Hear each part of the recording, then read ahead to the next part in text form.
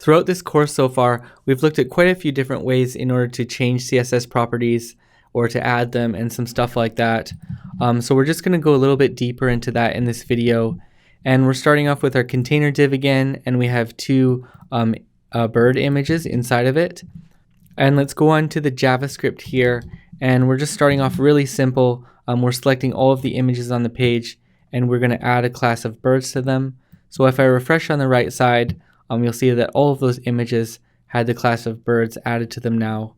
Let's move along here, and in the next one, what we're going to do is we're going to select the image that has the ID of bird1, so that is our first image here, and then we're using .hasClass, and the way that .hasClass works is it's going to return true or false depending on if it has this class set or not.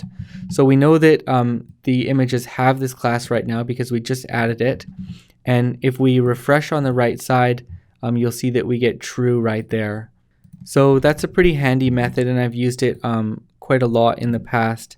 And let's go on to the next one here, and what I'm doing here is I'm selecting all of the images that have a class of owl, and I'm going to run a function for each of them.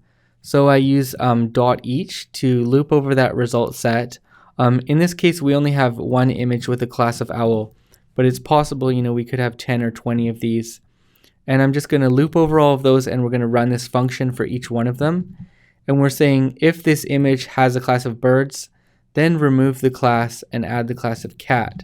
Okay, so if we refresh on the right side here, you'll see that our owl picture, it had a class of birds before, but now we changed it to cat. So that's a nice way that you can just replace the class name or remove one. So let's just comment this one out, and then I can show you the way ToggleClass works. And what we're doing here is selecting all the images, and when we hover over them, we are going to toggle the class. And the way that ToggleClass works is if an image or whatever element has the class, then we're going to remove the class. But if it didn't have the class, then we're going to add it. So it just toggles it based on whether it's present on the element or not. So we can just refresh on the right side here, and you'll see that when I hover over the bird, we get this green border around it. And if I hover over the one on the right, it also gets that border. And we define that border just at the top here. If something has a class of border, then we're applying this green border to it. So that's the way that ToggleClass works in its most basic form. And there's also a little bit more advanced version of it here. In this case, ToggleClass, I'm passing it a function. And what's going to happen is we're going to run this function for all of the images, and you can do whatever kind of calculation you want here. In my case, I just set a variable called _switch right here, and I set that to 1. And we're saying, well, if the switch is equal to 1, then return red. So we're going to return red for the class. And the red style I just defined right there, it's just a red border. So if we refresh on the right side here, you'll see that these both get a red border because switch is equal to 1 in this case. And if you're wondering why I had to do _switch right here, you'll see why if I delete this underscore here and delete this one here, and then we refresh on the right side, you'll see we get an error actually, unexpected token switch, because switch is a keyword in JavaScript, and it's not expecting to have the var keyword in front of it. So that's actually that's kind of a good thing to pay attention to, just in case you accidentally use some JavaScript keyword. And there's a lot of different keywords in JavaScript, and if you use one of them, you can get some really unexpected results, and you won't know why your code's not working, but it could be because you used a keyword. So kind of good example there, and putting an underscore in front of it takes care of that.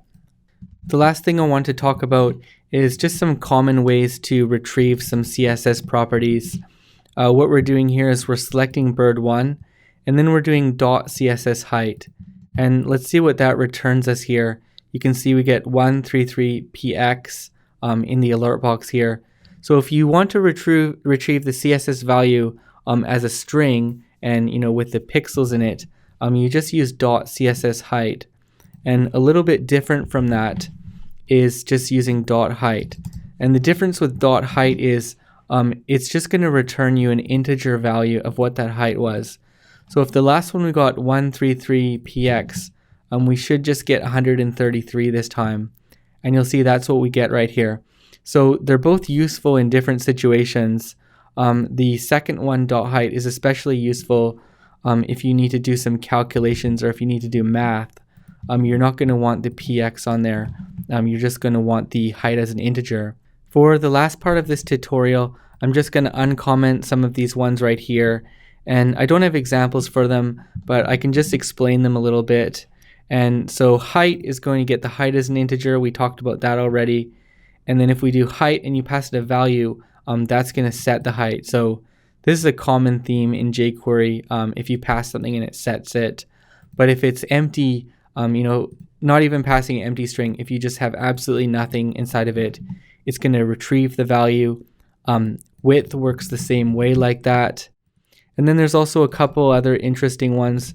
There's inner height and inner width. And these ones will return you the height, including the padding, but not the border, and definitely not the margin. So if you just wanted to get that inner height, you can use these functions. And then there's also outer height and outer width. And these will include the padding and the border.